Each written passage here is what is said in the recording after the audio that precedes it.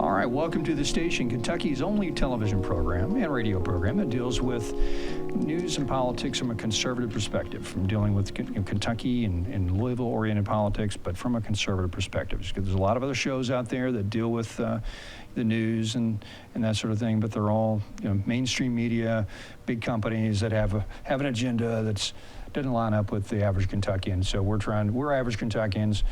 We're doing a show, and it's going to reflect our values, and so you're listening to the station, and so we're glad you're here to watch it. Very glad you're here to listen to what we have to say. And so this is going to be a very interesting program. We have a couple of guests. They are state representatives here in Kentucky that have sponsored and put forward a bill and actually had it passed in the House and Senate, and it deals with a real hot button issue that our culture is dealing with right now, and it deals with LGBT issues and just that agenda and how those things are affecting schools and parents and teachers and we've said before in this program, this is one issue that unless we can come to some sort of a consensus in our culture about some basics like what a boy is and what a girl is, then it's going to be impossible to have a public school system, because you can't agree on what a boy or girl is, then we can't run a school, And so this bill is trying to address that. It's trying to let's get a consensus here so we can have some functionality, or have a school system that can just focus on what it's there to do, educate our children, and not indoctrinate our children. And so I'm very pleased that this bill passed, Senate Bill 150, and. So we're going to talk about that. So we have some guests. Let me introduce our guests. First of all, we have Bob Scott, who's one of Kentucky's Voice contributors and great all around gentleman. And so, Bob, we're really glad you're here. And then we have Shane Baker, Representative Shane Baker from District 85, which is out of Pulaski County in the Somerset area. And then we have Bill Wesley with District 91, which is in the Estill County, Powell County area around Richmond, Kentucky, Richmond. We're very glad to have you gentlemen with us today. Glad to be here. Yeah, and thanks for your work on this. So Bob, why don't we start with someone breaking down what this dealt with, what this bill, because it was, at first the bill was only going to deal with one issue, and then sort of at the last minute they added several more to it, and so it deals with a lot of key issues in one bill. So let's just talk about some of those issues, and so Bob, you want to start, Bob, or maybe we can ask Shane? Yeah, no, it's a conglomeration of several bills, as you mentioned, Tom, and I think it would be good to, as far as setting this up correctly, let's bring Shane in on it, because Representative Baker was one of the tip of the spear people involved with pulling or helping to pull all of these different bills together to where it eventually, and we talk about it often, but making legislation or putting legislation forth is like making sausage. And you don't always get everything that you want. You don't always know everything initially, what's going to go into it. But, at the end of the day, I agree with you, Tom. I think this was a very, very important piece of legislation, common sense legislation that got passed. So if it's okay, I'd like to go ahead and bring Shane into this discussion, because Shane and then Bill has some stories that he wants to share as well that really hit home and will make people understand that this was a piece of legislation that absolutely 100% needed to be passed. And again, thanks for the courage, guys, for stepping forward and helping making this legislation happen. Yeah, and Bob, before we do that, Will, go ahead and pull up this bullet list of topics that this bill dealt with. This is a summary of the bill, and I don't, Shane, I don't know if you can see this or not, but why don't we just go through each line there? So first of all, it requires specific parental notifications from public schools. So what is that about? So part of that is related to the health and mental health services that are available at the school. there are some things that are available for students that the school is to notify the parents each year what those services are, and if there are changes in those services that are available. Okay, very good. And then the second item is require school districts to adopt specific procedures related to parental rights. So unpack that first a little bit. I can't see your list, Tom. Okay. So Yeah, put it up on the screen there, Will. So there we go. Can you see that? yes. Okay. And so I think, and I haven't actually looked through this summary, so it's the first time looking Oh, at it. yeah, but sorry. I sprung it on you there. Sorry. No, you're fine. I think that deals somewhat with curriculum. The original Senate Bill 150 said that school curriculum, if there's something sexual in nature that was to be taught in the classroom, that schools had to provide a 2-week notice to parents to let them know what was going to be taught. And the parents could opt in, allow their kid to participate in that class. If there is, if they choose not to do so, they make an accommodation for those students that they can have an alternate assignment. So I think that's what's related to that. That language did make it in the final version of the bill as well. There's a bit of an expansion on that, but if we go through these bullet points and we can hit the other stuff that we missed. Sure. Yeah, and we can just roll through with your own list too. It's more of a kind of a complicated way of breaking out that. And so it deals with women's sports. It deals with locker room issues. It deals with a medical transitioning of minors. Trying to, is it legal in this state now going forward to if you're a minor that feels like they're a boy and they're actually biologically born a girl. Or we don't allow that type of surgery. LGBT indoctrination in our school systems, because let's face it, that's what it is. It's a political and spiritual and religious indoctrination that's going on in our public schools. And if you disagree with that, then you're sort of blind to the real the agenda that it is. And then the rights that teachers and parents have, and throughout this situation, And I have a friend of mine. She's a teacher, and she felt like she had to quit rather than go along with this policy that where the school system encouraged her to change the pronouns of this child because this child wanted to be called a she instead of a he, and it just she just had a real problem with that. It's her worldview, her religious worldview just wouldn't line up with that, and so she consequently she was persecuted and told to leave, and that's wrong. That's absolutely wrong. So let's talk about some of these. So Shane, go ahead. What are these of all these different hot button issues really drove you to put this bill forward? So I can tell you 4 primary components that I see in the bill. The bill does a number of other things as well. And the primary sponsor of the bill was Max Wise, a senator out of Taylor County. But there are about 4 or 5 different bills that got rolled into one, some components of each one that help make up the final product of what it is. The first thing that you'll see in the bill, the big issues, is on the pronoun issue. The Kentucky Department of Education under Commissioner Jason Glass, the commissioner was appointed by Governor Andy Beshear. They put together an LGBTQ toolkit. It's launched on their website. It's very expansive, has tons of resources on it, including what was the genderbread man, which they have since removed. But they also put together guidance on personal pronouns. And their guidance on those pronouns was that if a child wants to be called by a pronoun that does not align with their biological sex, the teacher or school staff member had to do that. But if the kid said no, they could not tell their parents.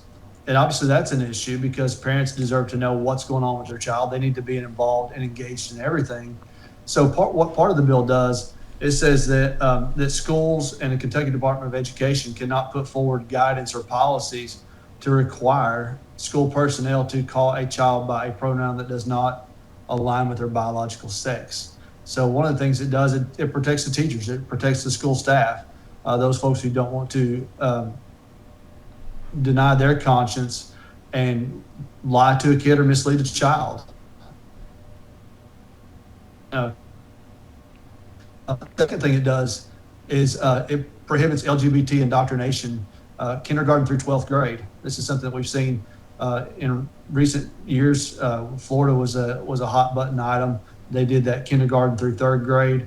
We put forward this language: you cannot teach with an intent to teach gender identity, gender expression, or sexual orientation.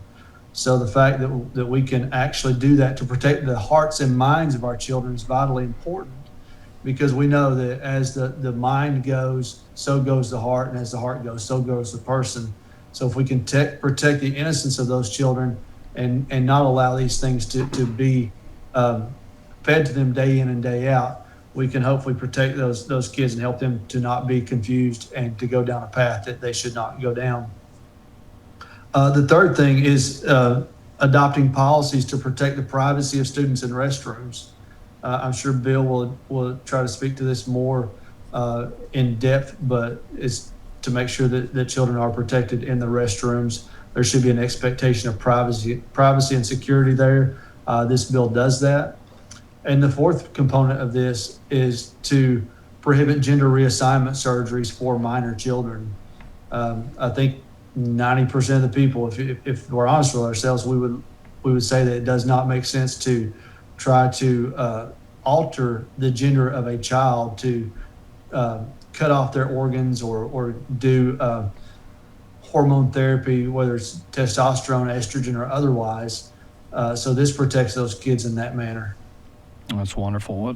Well, let's go to Bill. So, Bill, you really started the ball rolling on this bill, but with another bill that you started in the House, House Bill 30, which, as Shane alluded to, it dealt specifically with locker room issues in women's sports, and folks that follow politics, and usually most viewers of this program are folks that are already kind of well versed on politics enough to know the issues. I'm sure you've heard stories of like the swimmer, for example, that it was a man. He's really a man, but he's competing in women's sports and he's dominating the entire women's swim circuit. I mean, it's like, come on, or male or men bodybuilders that are competing in women bodybuilding. This is just, we lost our minds on this, but. So you've dealt with some of these issues with folks in your area, and so share some thoughts on that. I think you had some cheerleaders that actually came to you. So in my district, I had some cheerleaders approach me. I was visiting one of my schools, and they asked me, they said, "Mr. Wesley, will you keep the boys out of the girls' bathrooms and the locker rooms?" And that's when the Saving Women's Sports was rolling, which a friend of ours, mine and Shane's, Ryan Dotson, Representative Ryan Dotson, he headed up a bill, which Senate had another version, so they got together and did Senate Bill 83. And so now we see it kind of snowballing, so it seems like that some groups are trying to get infiltrating into our children, through the school, through the curriculum, locker rooms, bathrooms. So anyways, I did this House Bill 30, as to protect not only the parents, because they have a trust to the school systems that, hey, we're giving our children over to you, right? And we trust that they're going to be okay. Well, when we see over in Loudoun County, Virginia, there's a 15-year-old confused boy decides he wants to be a girl. Well, the school never put no regulations in place. Therefore, that young boy goes into the girls' bathroom, sexually assaults several young girls, destroys their lives, destroys their innocence, gets kicked out of school, goes to another school, does the same thing. So I don't believe that we should wait till there's a huge uproar here in Kentucky to put the brakes on something. We went ahead, got this in place. Which we didn't know at the time that there was some situations going on in Woodford County. And then it started coming out. It started happening in other counties. Oh, goodness. So it was perfect timing, I believe, having legislators like Representative Baker and Dotson and Decker, Josh Callaway. I mean, they have played a huge part in our legislation. So I believe this House Bill 30, it protects our kids in the locker rooms, not only in their innocence, but the shame that comes with it, that these girls has to go in there and allow young boys to watch them. Yeah. And so as a Christian, I'm a pastor, a chaplain on several departments. We have a heart for our children to raise them up in the house of God, not only to raise them up, but to keep their innocence and to protect that. That's right. So in Nehemiah chapter 4, even Nehemiah says, fight for your sons, your daughters, your houses, your lands. And so that's what we're doing. We're fighting for our people. We're fighting for this generation. We see that right now that our kids is under attack in a lot of ways. And so what the Lord has placed in my heart is to start this bill for the protection of our kids in the bathrooms and in locker rooms. That's right. Well, that's beautiful. Yeah, and you can look at it several ways. Obviously, you and I both come from a Judeo-Christian spiritual worldview, and Yes. that's going to drive our thinking and our ideas. But but somebody's religion, somebody's worldview is going to reign at the end of the day. The folks that are secular that think that all you Christian folks, you need to leave your religion out of politics. You need your well, all you're saying is no, your religion, your worldview is actually higher than our worldview. So somebody's worldview is going to reign, and so and right now it's the LGBT movement who have a pseudo-religious worldview that they're trying to push their agenda on us and forcing us to line up with it. And so, so first of all, spiritually that's wrong. We know that. But just from a secular viewpoint, if you're really honest, there's mental health issues there that are going on with these young men and women who are confused. And if you really care about young men and women, you don't want to enable them into this mental health crisis they're really dealing with. Some boy that thinks he's a girl, or vice versa, there's something going on there more than just some sort of adolescent thing they're going through. Something deep going on, and so have some courage and some tough love to not enable that. And that whole LGBT movement, they just want to enable it, and they just want to, for the agenda's sake, who cares that it destroys a child? Yeah. And it's so hats off to you all and the legislature and the Senate for getting out in front of this when you did. Because you're right, it's snowballing. And listen, if you have kids out there, if you have teenage boys, you know how malicious and or not malicious, the wrong word, just how mischievous. There we go. How mischievous a young 15-year-old boy is. There's a great segment on South Park. I don't know if you've seen this. There was a little, South Park's a cartoon program. But they really hit this issue perfectly. And one of the characters was just a young kid and is kind of a mischievous little teenager, and said suddenly he wanted to transition to a girl just to go into the girls' locker room, just so he could be around the girls in the girls' locker room. And it was great comedy because everybody saw this for what it was, and then in the episode, the teachers were trying to deal with this. Like, well, he's claiming he's a girl, he's transitioned to a girl, so we have to go along with it. And if they were so afraid to challenge it, it is. But everybody watching just could see this is just a mischievous kid who wants to go see the girls in the girls' locker room, hello. I mean, if you've been a young boy at 15 years old, and all of a sudden this could, wow, I could do that and just walk in a girl's locker room. and Absolutely. Hello. I mean, this is just human nature, and we're letting our common sense it's just. And that's what it is. Common sense. Yeah, it's common sense. If I can add also, you take now we've been talking about the boys going into the girls' bathrooms. Yeah. But what about the girls going into the boys' bathroom? Vice versa, right? So just suppose if there was a hated individual, a young male that has a scholarship, that is getting ready to go to college, and a young girl goes into a bathroom. There's no cameras. Yeah. And then she says, "This young boy done something." And so that boy's career is destroyed because of an accusation. That's right. Because there's a door open. So there's no regulations with KDE that says, I mean, the teachers don't even know what to do. Yeah. When you take a young male trying to go into the girls' bathroom, they're afraid to lose their job. That's right. Superintendent's afraid he could be sued or lose his job. So this, we'll take all the pressure off of them. We're going to put this in regulation. put it in the law. Yeah. Well, that's wonderful. So that's just one issue that this bill dealt with, and so, and you really led the fight on this. So thanks. So let's unpack some of these others. Women's sports, for example, is this related to HB 30? No, sir. 150? So Senate Bill 83, that was last year that we Okay. spearheaded over on the House, and then Senate picked that up and started running with that ball. And Okay. Oh, so that's not part of 150? No, sir. Okay. No, Okay. sir. That's a separate issue. Okay. Well, that's fine. And then, but so Shane, let's talk about medical transition of minors. We've seen that issue play out around the country, and where there's hospitals that are actually doing this, and which I think is just, it's macabre. Right? It's just. Well, it's a wrong word to use, but it's just sickening. But this bill stops that. It prevents.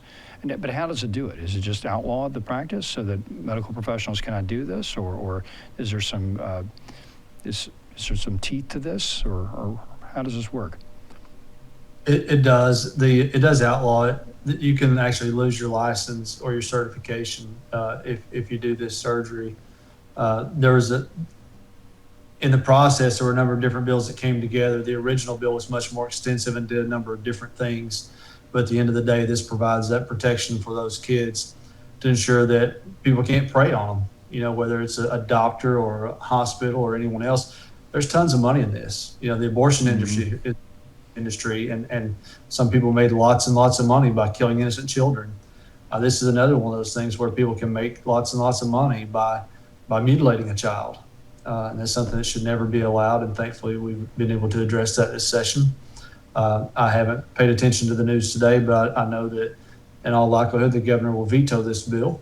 But there's no excuse, no reason why we cannot override that veto when we return next week. Let's pray it gets overridden.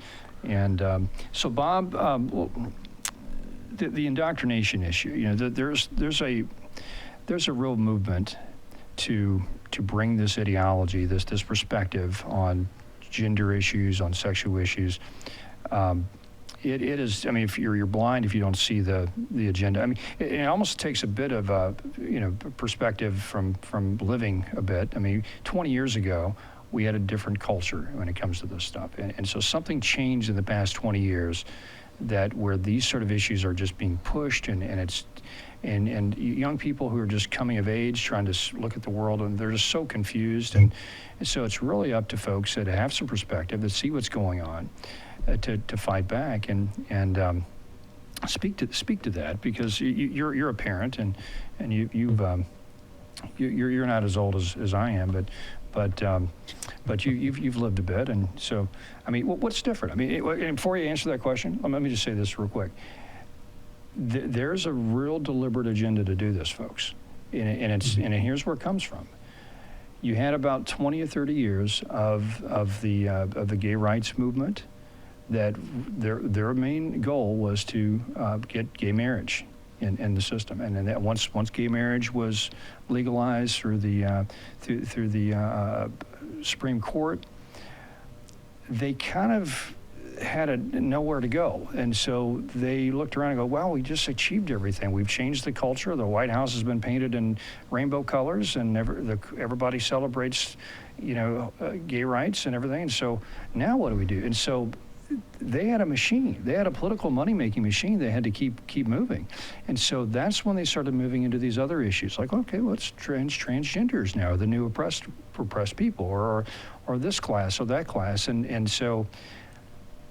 That's what we're dealing with. It's just a machine that's pushing this agenda along, and it's the same machine that helped push the gay rights and the gay marriage agenda along. And so, Bill, Bob, what you see the effects of this? What are your thoughts of this whole? Yeah, it's an incremental process, Tom. You hit the nail on the head. That keeps pushing, and literally things that we as a culture and as a people would have said, this is nuts, this is crazy, even 10 years ago, 15 years ago. It's now being turned around that if you stand up and say the emperor has no clothes, that you are perceived as the person that's the bigot, that it isn't in tune with what's going on, and is not showing love, or compassion, and it's all being framed that way. And as a Christian, and I'm not running just to my Christianity only, but that for me, that is my starting point. God calls us, Bill referenced from Nehemiah, chapter 4, about the importance of fighting and standing up, as they were building the wall back in the ancient days of Jerusalem, taking a stand. And that's what I truly believe that God is calling, first of all, Christians to do for a time such as this. To borrow a phrase from the book of Esther, it is a time to wake up and make your voice heard. Christians, I'm imploring you to come out of the shadows, because if you don't, what's happening is our way of life and the protection of our children and our system, if you will, of decency is literally trying to be torn down around us, much like the walls of Jerusalem, if you will, if you want to go back to that mini parable. Yeah, and to piggyback on that, like you said, there's two aspects to this. It's the obviously the impact that it has on our children and our parents and the teachers and just the issue as a whole. But it is a worldview change that's trying to be put forward. And yes. And what then happens at that point is, if you then line up against the worldview, then there will be repercussions for everyone. Because listen, here's the deal. Now you can lose your job. It's happening. It's happening. Yes. You get persecuted. You get thrown in jail. Yes. Yeah. If you dare to take a stand, again, the other side tries to paint a picture that they're not that way, and these things aren't taking place. But the fact of the matter is, if you dare to, and I know of a situation right now, where people want to come, even wanted to come on this show today, but they were fearful for their business and what they do, that they would be attacked. So don't tell me it's not going on, That's right. It is time, and that's why I applaud representatives like Shane Baker and Bill Wesley, and you mentioned Ryan Dotson and Jennifer Decker and many, many others, because it did pass overwhelmingly in the House and the Senate. And that's another thing to point out. It wasn't even a marginal vote; it was an overwhelming vote. Yes. And again, you see in the media, again, it's being portrayed as being, a bigoted piece of legislation, when it's absolutely 100% the opposite of that. It is legislation, and again, I want to really point out that as Representative Baker was talking about, an aspect of this legislation, Kentucky is leading the way. Yes. Really the first state to put some protections in from K through 12th grade. That's a big deal, and one that we need to applaud. We know what's been going on in the revival that happened recently at Asbury and has happened in the past before. God has chosen Kentucky many times, and I think even right now, for a time such as this. And certainly we know what happened, with the different revivals down through the years and ages that have happened, where it began in the state of Kentucky. And again, I just want to encourage folks that are watching or listening to the program today to make your voice heard. That has always been a part of our culture and our country, not to be marginalized, not to be afraid to speak out. I've never had a problem, ever, with someone that has opposite viewpoints of mine, to let them speak or debate their opinions. The problem is, if you're someone such as me on a conservative Christian side, they're trying to literally, and we've seen it, and again, don't say it's not happening, because it is happening. They did it with a former president, and they do it to a former president. They can do it to anybody. That if you have an opinion that's different, they're trying to shut you down. And I'm just going to say it. That's communistic, that's socialistic, that's totalitarian. That's all the things that we as a country need to wake up to and need to stand against. That's right. Yeah. Yeah, and I'm just like I said, I want to echo this. I'm so proud that our state is taking the lead on it. I'm a big Lord of the Rings fan, right? And so, what happened in the Lord of the Rings? They had to rely on the hobbits. They had to go to the Shire. The Shire saved the day. Well, Kentucky is the Shire. We're it. Yes. It's we're the hobbits. And it's up to us, because our elites, the people that have influence and power in this country, they're sold out to this other agenda for some odd reason, but they are. And so it's up to us, and it's up to you. This is a frontline battle for everybody watching to get involved with this and support these men and women who are supporting legislation like this. So let's go back to Shane. Shane, a couple of issues here you could unpack for us: LGBT indoctrination, and then the rights of teachers, and all this. How does this bill? What does it do on those two topics? What does it do to address those two areas? So on the LGBT indoctrination, it says that that you can't teach with the intent or goal of teaching gender identity, gender expression, or sexual orientation. Those are some, and some of the language is very important. It's something that's been tried and tested in other states. Many of the phrases have been through court cases when some of these things have been challenged elsewhere. So language is everything sometimes in dealing with legislation. And Shane, I'm going to pause you there. Your camera had frozen up, so we're going to just pause and see if maybe we can reset that. We hear your audio, but we're not seeing any camera movement there. So maybe, Will, if you can work with him on that. And so, and I'm going to switch to Bill real quick.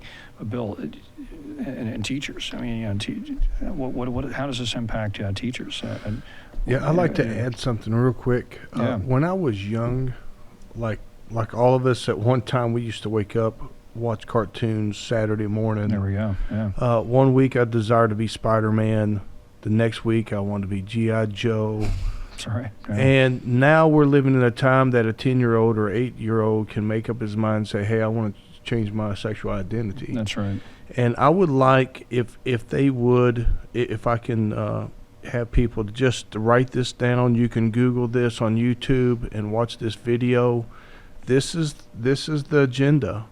It says a message from the gay community, and I'm not bashing anyone that wants to be that, but if you listen to the song, it says we're coming to change your children's identity. And this is the name of it. It's a message from the gay community performed by the San Francisco Gay Men's Chorus. I've seen this, yeah. So our teachers are afraid to speak up in a lot of ways. They've been in this battle, it seemed like, for quite a few years.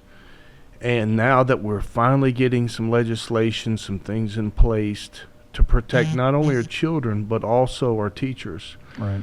That in this Senate Bill 150, they don't have to, name that child as some kind of pronoun. Right. You're either a male or female. That's right. That's pretty cut and You're dry. he or she. Yeah, that's right. Mm-hmm. And they have a name. Mm-hmm. And so when you enroll in school, to me, I'm going to address that kid as a male if he's a male, and if his name's Brian, that's his name. That's right. I'm not going to address him as some animal or some pronoun. Right, and we have gotten so far off track, and I believe right now that we just need to be a voice and let the Lord lead us. I really believe that revival has started here in Kentucky. That's right. As 120 was in the upper room, there's 120 counties in Kentucky. Why not us? That's awesome. Yeah, Kentucky, you should be proud. We're going to save this country again. So do we have Shane back? Is he? Do we get his camera working again? And if not, we got the Skype logo. But I tell you what, we'll go ahead and just wrap this up anyway. But Bob, you have any last thoughts on this? No, I just it's been a great discussion, and again, I'm thankful for courageous legislators that have stood tall for a time such as this. And again, Bill and Shane, thank you for being on the program today, and just going to encourage folks that are listening and watching. Please pray for our legislators. They work very, very hard for, let me say this, I know what they make, very, very little money. About all of them have full-time jobs that they're working, and they have done this because they feel that they're called to do this. So pray for them, and I just encourage you to do that. And pray that God will continue to move within our country and in our state. And I'm excited. I'll say it, Tom. I'm excited to see. I had an opportunity, and I know Bill did, and I think maybe you did. You got over there too, over to Wilmore for a little bit of the Asbury revival. And for me personally, I'll say it, man. It was the start of God reigniting something within me, and seeing these young people, and it was led by young people by the Spirit of God. It wasn't anything just thrown together or man-made. It's awesome to see the Spirit of the Lord is moving right now, and I think it's just important for us to be humble and open to God's leading and allow Him to continue the movement that He's already begun. Yeah, that's so beautiful. Yeah, Asbury was such a wonderful thing, and I want to say this too to anybody that's watching that supports the LGBT movement or agenda, or maybe you're somebody that is. Considers themselves part of the gay community or transgender community. What we're doing in this state with this legislation and what's being talked about on this show has nothing to do about how we or people that support our worldview are against you. I mean, we love you. Good point. And if there's anything that Asbury revival showed me and showed everybody else that God cares about just everybody. He cares about just having you connect with Him in a real deep way, and I think once we have that again in our country, once people understand that culturally and as a broader movement, and it resettles things in so many ways. It settles our culture in the right way because people now see that there's a meaning to life beyond just all these political movements and ideas and all this stuff, and we're going to fight over this, fight over that. All that's, we're only here for a short period of time. And so what's it all about? Well, I'll tell you what it's about. It's about connecting with God. And that's and once you get that straight in our lives, once we all get that, not just you, once we get all that straight in our lives, fixes so many things. It just lines up our heart and our souls and our views and thinking, and it's just, anyway, I encourage you, if you're someone that is questioning those issues in your own life and trying to struggle with that in whatever way, that God loves you more than you even know, and He loves this state. He loves us, everybody watching, loves these legislators, loves all the legislators on the other side of the issue, loves our governor. He does, and so I encourage you just to focus on that, and we want everybody to win in this state and this culture and in this country and in the world, because God loves us all, and He wants to, but He wants you to connect with Him, and that's because he made us do that. Anyway, okay, I'm preaching here. I'm going to stop. Thanks for watching the station and Kentucky's conservative political show. It's also a little bit spiritual too. So, all right, we'll see you next week. I'm going to thank Shane Baker and Bill Wesley, two great legislators. Thank you guys for your work on this bill, and we're just so thrilled that this is happening, just to protect our teachers and young people. And yes, very good. Thanks for having us. Absolutely, thank you. Thanks, Bob.